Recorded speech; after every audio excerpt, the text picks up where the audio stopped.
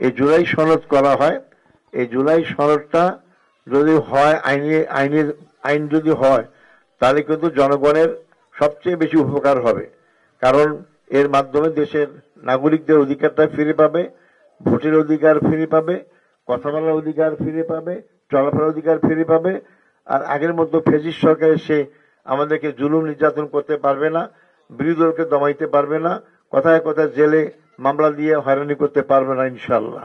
এই জন্য আমাদেরকে এই জুলাই সনদে আমরা স্বাক্ষর দিয়েছি সবাই, এটা আগামী সংসদ 12 তারিখের নির্বাচনে হার পক্ষে ভোট দিতে হবে। ভোট দিতে হবে কয়টা?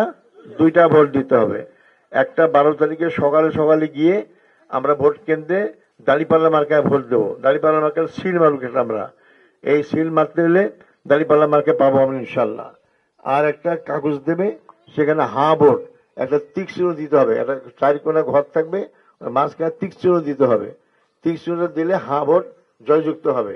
এই জয়যুক্ত হলে এটা আইন হবে, সংসদে গিয়ে প্রদেশ সংসদে গিয়ে আইন হবে। আইনটা হলে তখন আপনাদের আমাদের দেশের জন্য মঙ্গল হবে। এইটা কি খেয়াল থাকবে আপনাদের? আপনারা তো আশা করি দাঁড়িপাল্লা মার্কায় সবাই ভোট দেবেন ইনশাল্লাহ। মা বোনেরা দাঁড়িপাল্লা মার্কায় ভোট দেবেন তো আপনারা ইনশাল্লাহ। এই জন্য 2টা ভোট দেবো দাঁড়িপাল্লা মার্কায় এবং ভোট দেবো। যেহেতু জামাত ইসলামীর লোকরা আমরা এই ক্ষেত্রে, আপনারা সবাই জানেন যে আমরা দুর্নীতি নিজেরাও করি না এবং দুর্নীতি আমরা পছন্দ করি না, দুর্নীতি করতেও দেব না। এই জন্য আল্লাহ চাইতো যদি আপনাদের ভোটে নির্বাচিত হয়ে আমরা সরকার গঠন করি এবং জনগণের সেবা করার সুযোগ পাই, তাহলে আমরা প্রথমেই দেশ থেকে দুর্নীতি বন্ধ করবো ইনশাল্লাহ।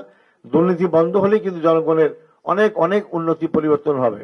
আমরা যদি দায়িত্ব পাই তাহলে ইনশাল্লাহ আমরা প্রত্যেকটা জেলায় আমরা হাসপাতাল করবো, বড় বড় হাসপাতাল করব, যাতে আমাদের গরিব লোকেরা চিকিৎসার জন্য ভারতে না যায়, ঢাকায় যাইতে হয়, অনেক টাকা খরচ করতে হয়, তারা এখানেই চিকিৎসা পাবে। আপনারা জানেন নাগরিক পার্টি এইটা কিন্তু আমাদের সাথে আছে এবং আমাদের সাথে থাকার কারণে যুবক লোকের সবচেয়ে বেশি আমাদের এই 11 দলীয় নির্বাচনী ঐক্যের মধ্যে আছে। এই সবাই মিলে আমরা দেশটা গঠন করতে চাই, আমরা দেশটাকে ভাগ করতে চাই না। আগে বলতো স্বাধীনতার পক্ষে, স্বাধীনতার বিপক্ষে, অমুক তমুক ইত্যাদি বলে দেশটা ভাগ করলে, দেশে ভাগ হয়ে গেলে দেশে উন্নতি হয় না।